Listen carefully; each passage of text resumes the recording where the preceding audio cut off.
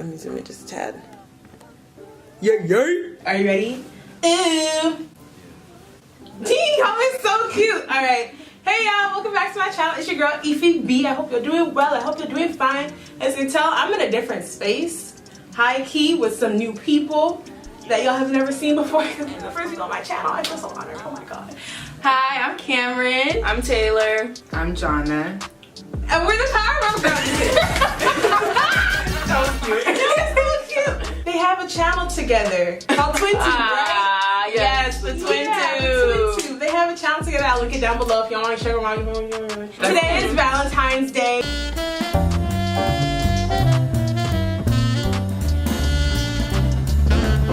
And I decided to do a video on my Valentine's Day. You know,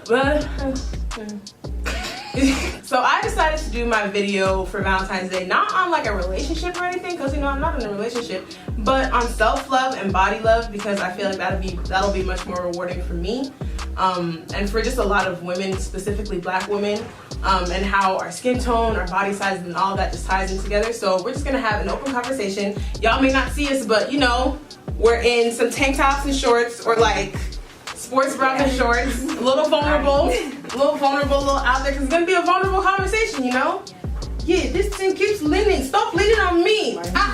So I have some questions that we're gonna ask, and I'm gonna ask, and we're just gonna talk about just pertaining to our bodies, how we fell in love with our bodies, if we're in love with our bodies, and just that whole conversation. Because yeah, self-love is important. It's important to learn yourself and learn about just who you are and where a lot of, you know, your insecurities come from, so you know how to heal them and all that good stuff. Let's get on with the video. Cool. Use one word to describe your current relationship with yourself as a whole, and one word to describe your relationship with your body. I think mine will come. I think mine will come. Tomorrow.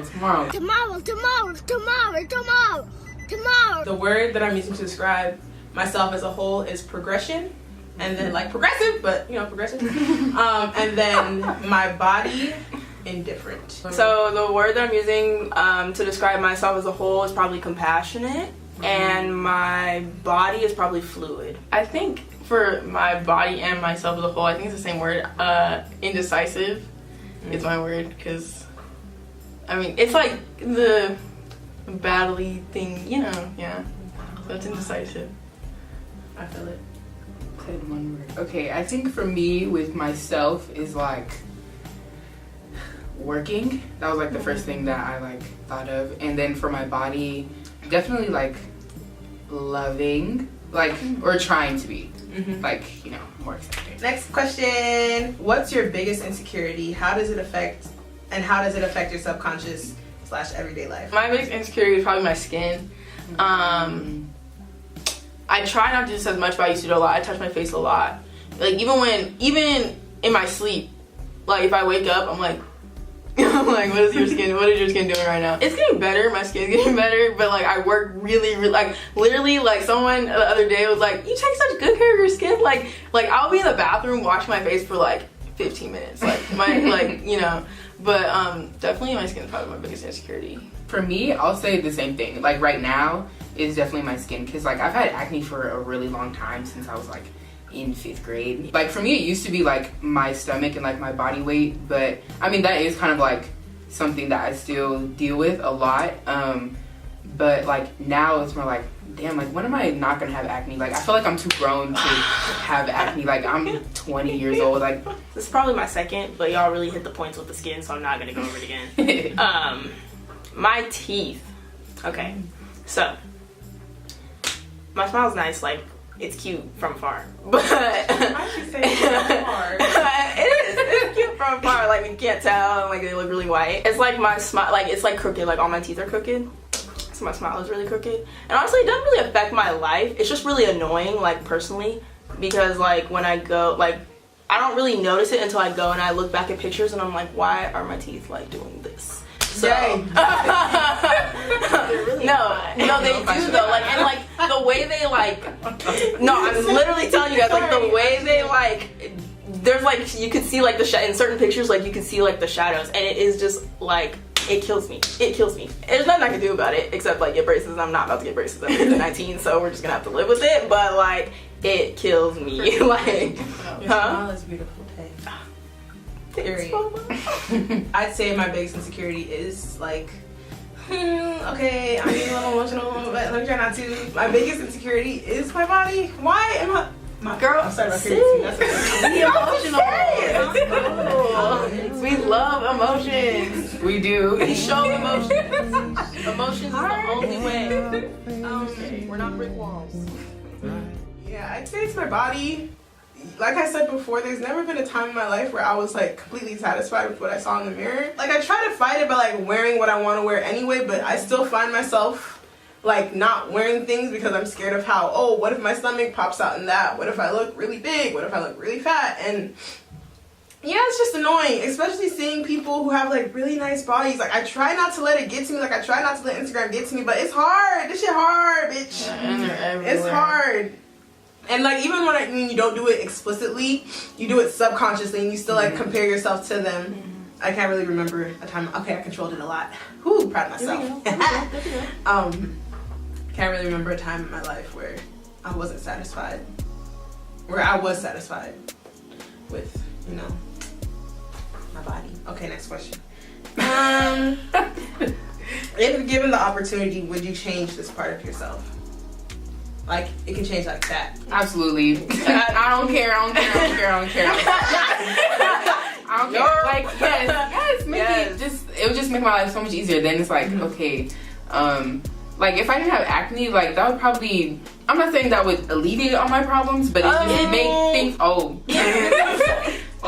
no, I'm just kidding. But it would just make things a lot easier. It's sad, but like I would just be like, yes, no acne, like give it to me now. Like, yeah, please. Yeah. God, like. Alright, and my teeth too. I would definitely do that. Make it straight. It's causing problems with my life, like my wisdom teeth and like my it like causes like problems, like you know, like That's let the alone let alone like the aesthetic of it. See, I go back and forth with this in my mind a lot because I think if I were to instantly change my body to make it look like what I want it to look like would I still be happy? Like, would I really be confident in myself? Like, would I actually love myself or would I not? And I honestly don't think I will because that same mindset isn't going to change. Right. Your body will, for sure, but your mindset's going to stay the same. So if you know me, I've been on and off with this whole, like, you know, fitness, weight loss, and all that. Because I start and then I lose motivation and then I start back up again. I'm like, yo, Ifoma, are you doing this just to fit some aesthetic? Or are you doing this because you actually want to improve your life? You get me? I know exactly. So yeah, I think until I actually learn to love myself, then I'll be satisfied with whatever the fuck happens to me. You get me? And I haven't got to that point yet, and this shit's exhausting because I'm just tired. Real fucking tired. It is exhausting. God.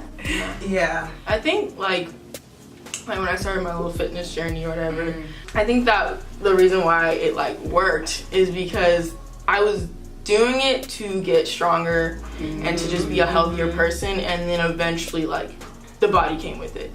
But I think that what I try and tell people is that you should do it for your health, for like for endorphins. Like like for me, the gym is like a mental thing. Like it's like if I don't go to the gym, I'm sad. Like I literally like it like takes away like so many problems and stuff like that. So it's like when you're doing it for those reasons instead of like I can get this body, like it doesn't work. It doesn't ever work. And I think it really helps like if you go in without a goal. Like you definitely go in with a goal, right? Okay, you know, to be healthier, but going without like a body shaped goal, or I'm gonna do this by this. Like just do it, because when you're trying to necessarily like achieve something super specific, it's really easy to go, okay, well I'm not seeing it, so why am I doing it? And then you just stop. That's true. You know? Alright. I'm gonna shift the conversation just a little bit to like body size specifically. What was your earliest memory of you acknowledging your weight, or like where your weight was made like the top and you're like, damn. You know what I mean? Like that moment in your life. Well, definitely sometime in elementary school. Also, we had swimming in elementary school. At my elementary school, it was like this bougie, you know, thing. And well, first of all, like Taylor and I were like the only black kids in our class, so there goes black bodies right at the door. And then I was always like really muscular, you know, and stuff like that. So like and all the girls were like, oh, they're like this big in elementary school. And so like I remember like trying to stuff my stomach in like in elementary school and stuff like that. And then so that was probably my first like kind of like recognition of like body size and stuff like that. And so I guess I would say it was not, I mean, it wasn't like detrimental to me, like to like detrimental, but it wasn't good. I would say, I think it was once probably I got to like, I think in 6th grade, like I still weighed like 90 pounds. I don't even weigh 120 pounds right now, so I think I still weighed like 90 pounds or something like that in like 6th and 7th grade.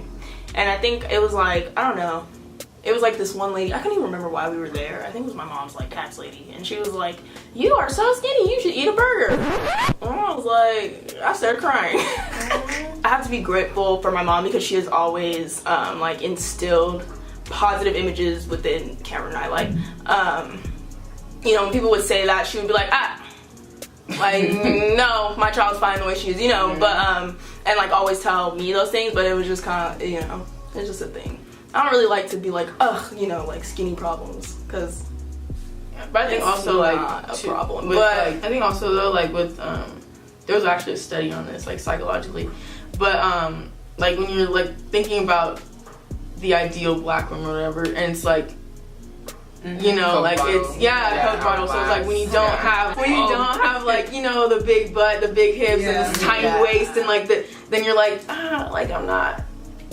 I should look like that, and I don't. Like, you know. For me, like I want to say my earliest memory was when I was like 8, and like, you know, problematic ass family members always got something to say about you. They only see you a few times a year, but they always have something to say, and they got their own issues too. Right. Like, I don't want to acknowledge them. Yeah, like don't make me clap back on you. Like I'm 8, but don't make me clap back on you. So anyway, I didn't know there was something wrong with my body until somebody said anything to me. Like, like girl, like look at your gut, or like, oh my god, your stomach is sticking out. Like as a kid, like hearing that, like literally up until like I'll say even high school, really, like when I graduated high school, I always knew that I was like bigger than most people. Everything's thick, big, whatever. So it just always, I knew that in comparison to other people, and then it started becoming a problem when like my family would always say something about it, and then so that caused me a lot of like insecurity growing up. And so most of my experiences were negative until I left my hometown, like, and came here and had just like the ability to make decisions for myself and like change my mindset being in a different area, literally. Yeah. My experience is similar to yours in that I didn't think anything was wrong with me until, you know, family members. It wasn't until they started making comments. I remember this so vividly. It was for my 10th birthday, and like Jana, I have big thighs, you feel me? I got a little bit of a donk. I'm big, I'm not too tall, but you know, I'm not skinny. Yeah. That's a fact. And I remember like I was walking by, like I just had my pajama pants on, and I was walking by, and she's like, oh, your thighs are getting bigger, your butt's getting bigger, you should lose some weight. I said, I'm young, don't tell me to lose weight. Yeah. Don't do that. But here's the thing, a lot of times in the Nigerian community, they're always pushing be skinny, be skinny, be skinny. So in the time, I didn't really see that it was a problem. I was like, oh, okay, I gotta lose weight. And I remember, I don't know if it was that same day or just like sometime around this age, I remember I used to like run around my backyard like multiple times trying to like break a sweat and lose weight. Shit was sad. The craziest part of it is that like when you're little, you're just a kid. Everybody at the crib is like a different size. Nobody's the same. No one's meant to be the same size. Why are you pushing this narrative on me? Like I'm a kid, I'm still growing. I know, and it's like, why do I have to be a size? Like I'm a kid. The mindset comes so young. Like they implement it on you so young. Like, can I hit puberty? As you know, black women are hypersexualized, dehumanized, hypervisible, and invisible all at the same motherfucking time. Period. Right? Do you think this affects the way you see and love yourself? If so, how? Definitely. I think it doesn't necessarily like affect me now because, like she was saying, like you kind of just learn, you like relearn, you unlearn stuff. But I think that it did a lot, especially growing up in the Valley.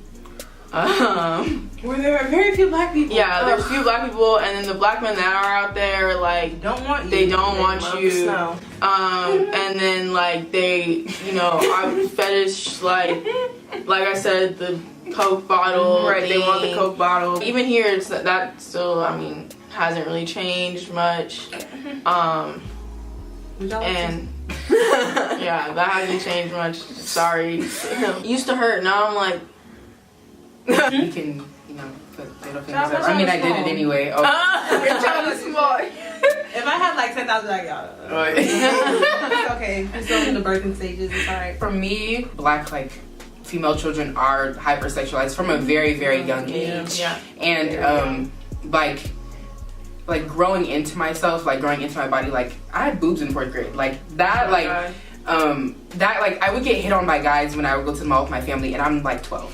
So like that was like a little weird, made me feel a little insecure. Like, like I don't feel comfortable around like men that much, especially like when I'm young. If you just, you know, you feel like eyes on you all the time. Yeah. So that was like weird, like experiencing the male gaze. I've experienced it in that way. Like my experience is obviously different from yours, but just like, yeah, like with my build, I've experienced it a lot more. Yeah. I'd say low-key the same thing. Like I said earlier, when I was young, I already had an ass. Like, that's just the way I was built, you feel me?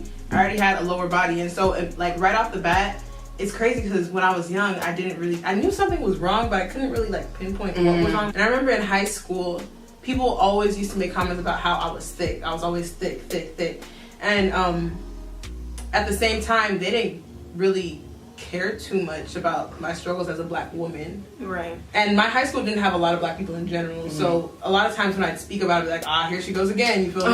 Yeah, oh, I hate that. Like, It happened. Like, sometimes Don't they'd tell let me me that. speak, you feel me? But they get so overwhelmed, like, How are you overwhelmed? Yeah. I'm Yeah. overwhelmed. What are you overwhelmed about? I'm Yeah. overwhelmed. That's why I'm talking about it. I will say that, like, I feel like my mom told me, like, you can't wear shorts. Like, I couldn't wear shorts up until I left the house. My mom wouldn't let me wear skirts, shorts, just to like prevent other people from seeing me a certain way. And I feel like a lot of black parents are like that too, because they don't want their daughters to like be seen as fast. Like that was something that I was so scared of being seen as a kid. Like, I don't want to look fast. Like, okay, like I need to make sure my legs are covered. And, like I need to make sure that my boobs are always covered, and like just feeling like I had to like, you know, always like self like check. There was this one girl, and she was dress code or something. The assistant principal literally told her that she looked like she was off of like 2 streets.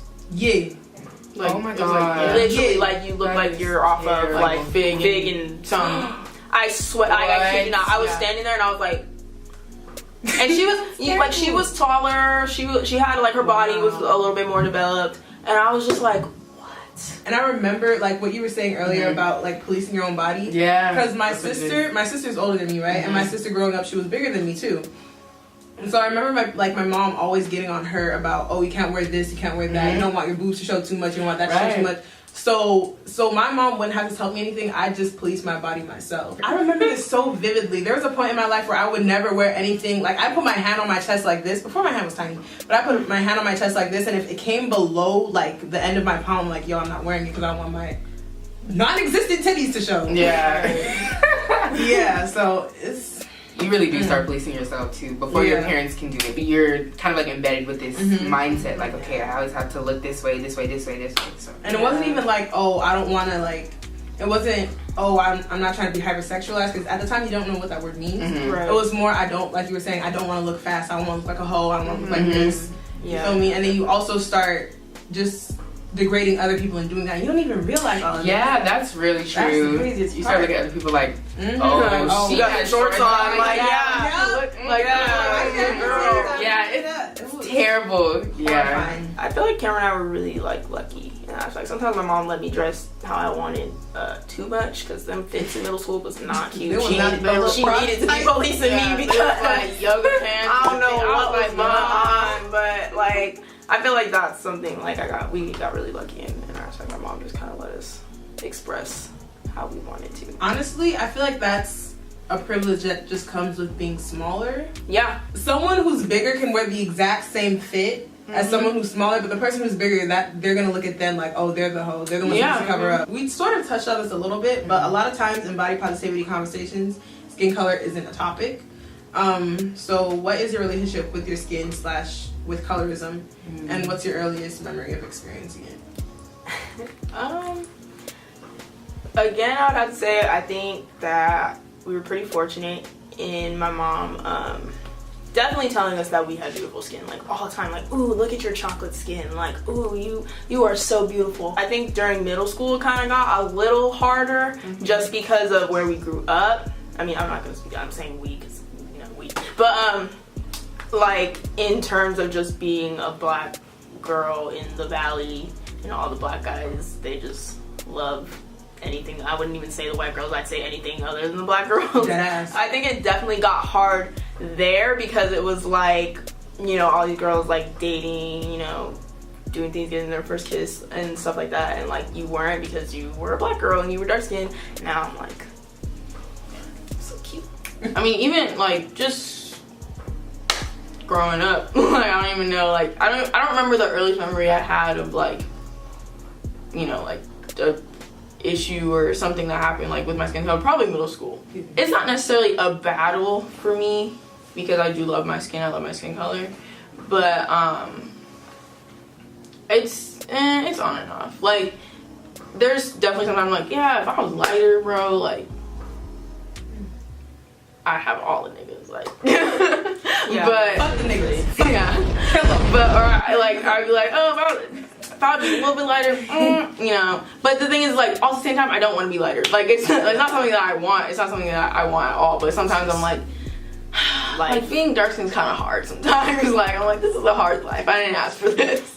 But I do love it. I want it. I love my skin. For me, I'll say, okay, I grew up in the Central Valley, not this lower valley, Right. but like up north. And there's not that many black people. I mean, there are, but at my school, it was like, okay, like we all know she's the black girl in all my classes. With skin, I don't know. I will say that, especially in high school, I do like have this, what's the term called? Internalized racism, where I was like, man, like my life would be a lot easier if I was a white person. And that, like, my mom like pointed out to me one time, and I was like, girl, I don't know what you're talking about. But like, and then like looking back on it now, like I was like, wow, that really was how I felt. And like I do think that my life would be a lot easier if I was a white person, but do I want to change my skin for it? No, absolutely not. Like I love being black. I love, you know, I love my skin day. I love everything about it. And I didn't really know about colorism until I really came to college.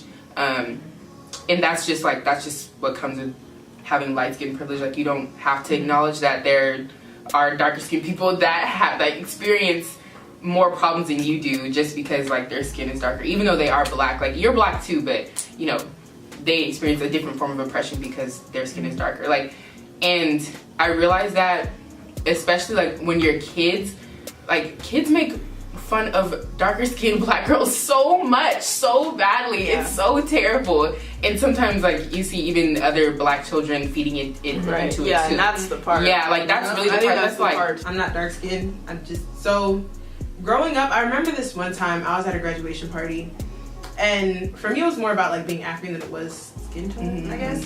But I remember this one time I was like just waiting to get my food at the graduation party I was at, and this girl turns around, she's like, "Oh, are you Nigerian?" I was like, "Yeah."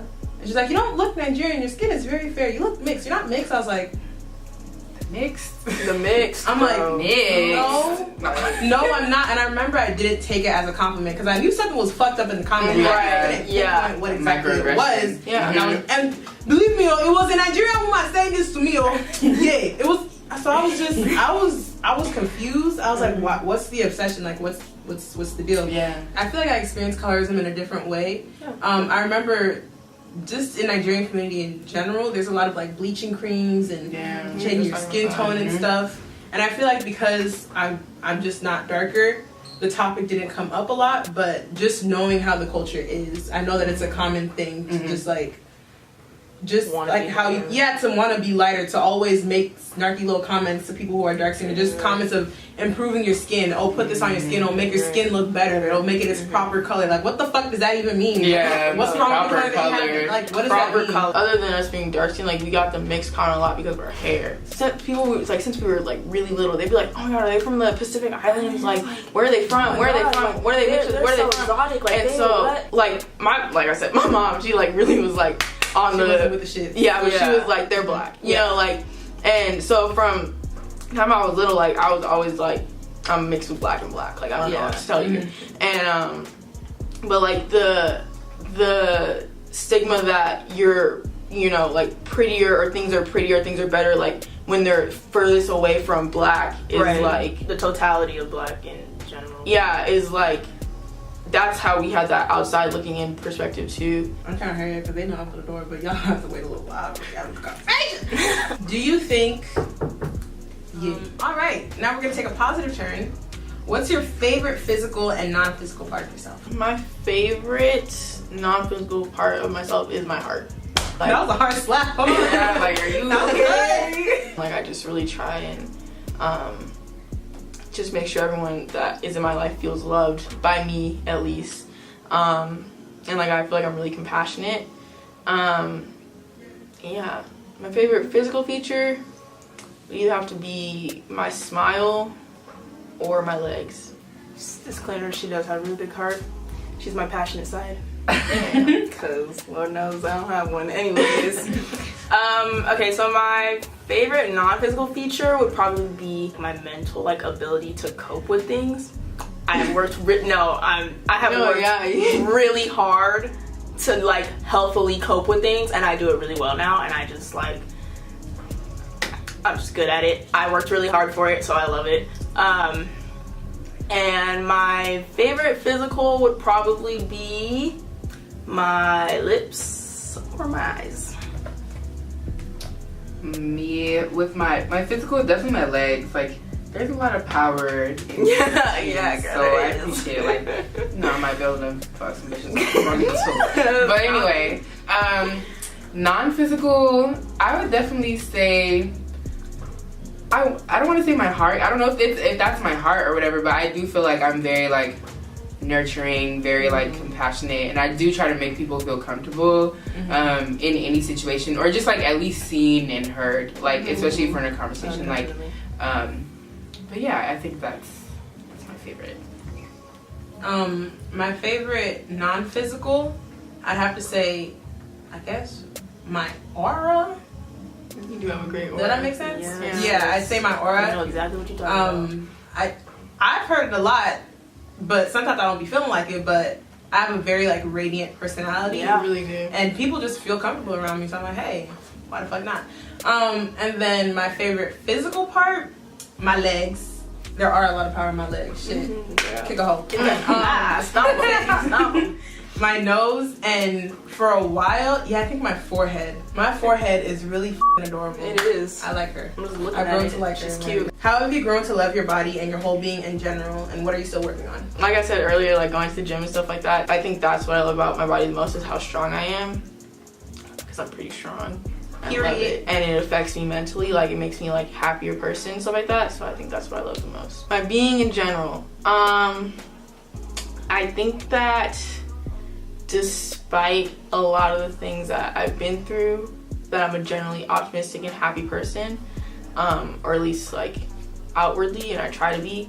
So I love that. What I'm still working on is not overthinking things to make myself feel bad about anything about myself and stuff like that. So yeah. How have I grown to love my body? I just look at that hoe in the mirror. She's pretty cute. I just be like, and sometimes that doesn't work. Sometimes it makes me not like it even more. But when it does make me like it, I be like, and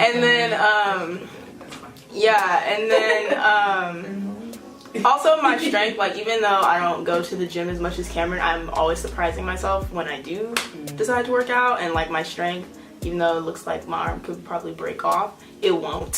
So Yeah, I really do love that about my body. My being in general, probably not, I'm actually genuinely a happy person, just like Cameryn said. And I always think about this all the time, like, I'm genuinely happy. I have my mental breakdowns for real.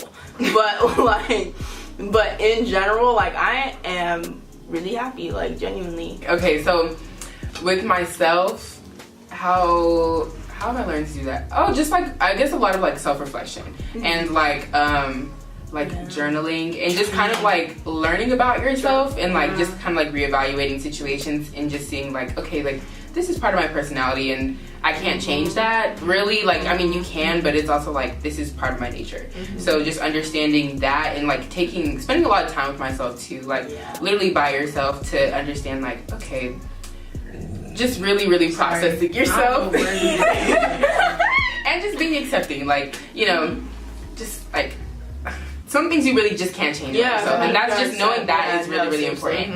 As far as my body, I'm gonna just say this is YouTube, but anyway, take nudes. You don't have to you don't have to show them to anybody. You really don't. You have to send them to anybody, but like just taking pictures of yourself. I walk around my room naked all the time. Dancing in front of the mirror does help a lot. Like, it's just like, you know, you may not feel good that day. You might like your body that day. It doesn't matter. Like, you know, just being okay with like sitting with yourself in that moment. And like, what am I working on now? Oh, also just being patient. Like, I have to remind myself to be patient with myself, and like, you don't always have to be happy. Like, accepting those like negative moods as they come, and not always trying to like, okay, well, being positive about it. Like, you don't. That can come later, but you can let yourself experience those emotions as they come. How I've grown to love my body, I'd say just looking in the mirror more, you feel me? Especially like when I'm in my underwear, like when I'm in my bra, just like naked. Just look at it. Just like look at my body, like, huh, not bad, not too shabby, you feel me? I journal a lot more. I'm definitely journaling more. I'm reflecting more. One thing that I like to do is when I tell myself, oh, you can't wear that because society says this, I'm like, no, fuck it, I'm gonna wear it just because society said that. And then my entire being in general, like Jana was saying, just allowing those negative emotions to come, or just emotions in general, because in high school, I bottled literally everything that wasn't some idea of what happiness is, was tucked away somewhere, and I didn't even know who the fuck that was. And so coming into college, I told myself, just allow yourself to feel everything. Don't let it consume you. Feel it and then let it go. So just practicing that is really what I'm helping to develop my being, and journaling in addition to that. I try to pray more, even though like my faith is now based on my actions alone. Like, I'm not being forced to go to church no more. So it's harder to like to be devoted and have faith. So I'm trying to pray more. I want to love my body to the point where it's effortless. What advice would you give your middle school self, and use one word to describe where you want your relationship with your body and yourself to be? I would tell my middle school self that you don't have to look like everybody else, and you don't have to worry about what especially guys think about you, because you're gonna grow and you're gonna be a different person than you are today, tomorrow, yesterday, all this stuff. And then the one word that I would describe the relationship I want with my body is blissful. I like that. Okay. I would tell sis, girl, validation don't come through nobody else but you. Okay? That's it. That's the only person who can validate you. If you're not validated within yourself, then nobody else can validate you, and they sure won't see what you can see. Boom. My one word that I want my relationship to be with my body is centered. Nice. Ooh, my middle school self? I don't know what I would tell her. She got through it, but what would I say? You are valid. That's what it is. Like, your emotions are valid, your feelings are valid. It's not always you. You're not always a problem. Or like, you're really not a problem in general. And my body, just happy. That's about as simple as it gets. The same thing with me. I would tell my middle school self that you are valid in the things you say, the things you think, and how you feel. You're not wrong. You're not stupid. You're not. There's nothing wrong with you for feeling the way you feel. You're valid in that. Exactly. And don't look, like Taylor was saying, don't look to other people for validation in yourself, because that only comes from you. That only comes from how you feel about yourself. And don't like try to turn your face trying to get opinions from other people on what you should be and how you should behave. that all just comes from you. Just love yourself, boo. And then the word, I already said it earlier, but like effortless. I want to love myself to the point where it's just, I don't have to think about it. I don't have to double think anything. I'm just like, you know what, bitch, you fly. Any day. Period. On your worst days, on your best days, you are still fly. Inside and out. Yay, validity! Okay! Y'all have a room now. Yeah. Thanks guys for tuning in. I hope you guys enjoyed the video. I hope you guys took something from it that you can, you know, sprinkle into your own life. If you have any comments on anything you learned, anything you want to share, just put it down below. You can DM me on Instagram. On my Instagram, I'll put their link to their YouTube and their Instagram. I'll put all your Instagrams. Oh my god, yes. Make sure to like, comment, subscribe, share this video, and most importantly, happy Valentine's Day. If you ain't got a boo, Chef's kiss. boo you your own boo. Take yourself Even out. if you got a boo, take yourself out. Period. Take yourself out. Buy something sexy. Period. Wear something cute. Do your makeup. Do whatever the fuck you want to do. You know, love yourself. It's a season of love. It starts from within. You can't really love anybody else until you love yourself. And that's facts. Okay. Jana! Bye. All right, bye, y'all. Bye.